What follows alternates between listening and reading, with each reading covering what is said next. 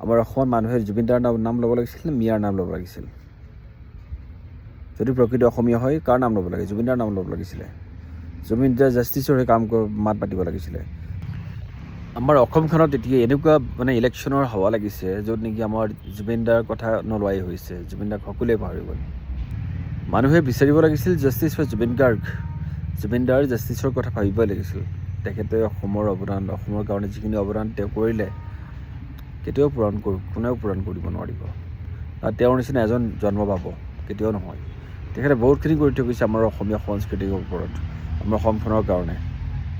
তেনেকুৱা এজন মানুহক হঠাৎ পাহৰি যোৱাটো বহুত বেয়া কথা। বহুত মানে এইটো সম্ভৱ নহয় যে তেওঁক পাহৰি যোৱাটো। মানুহে ক'ব লাগিছিল জাষ্টিছ ফৰ জুবিন গাৰ্গ, কিন্তু মানুহে লাগি আছে মিয়া গো বেক। মিয়া গো বেক। চাওক মানুহৰ মেণ্টেলিটি চাওক, অসমীয়া মানুহৰ মেণ্টেলিটি চাওক। মিয়াৰ পিছত লাগি আছো কিয় ভাই? মিয়াৰ পিছত লাগি থাকিলে কি হ'ব? অসমৰ উন্নতি হ'ব এনেকৈ? নহয়। চবে কাম বন্ধকৈ কয়, ইণ্ডাষ্ট্ৰিয়েল ডেভেলপমেণ্ট এইবিলাকৰ কাম মানুহক লগাই দিয়ে। বাহিৰৰ কোম্পানীবিলাক আহিলে আমাৰ অসমত থিতাপি ল'বলৈ জেগাই দে।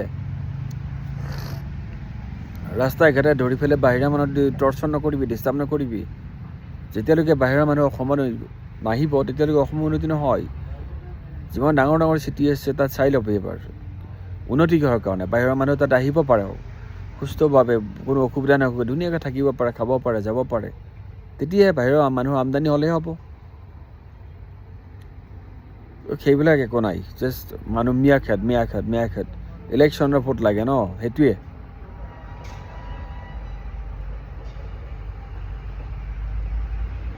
য'ত মানুহে গাব লাগে জাষ্টিছ ফৰ জুবিন গাৰ্গ, মানুহে হেঁচা দি আছে, অসমীয়া মানুহখিনিৰ কাম নাইকিয়া।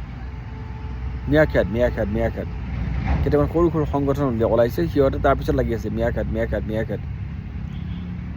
এইবিলাক বেলেগ একো নাই। গভৰ্ণমেণ্টে তোমালোকক জাষ্ট ইলেকশ্যনৰ সিহঁতৰ ভোট বেংকিঙৰ কাৰণে এইবিলাক কৰি আছে। তাৰ লগত বাকীখিনি পাগল হৈ আছে একদম পিছত।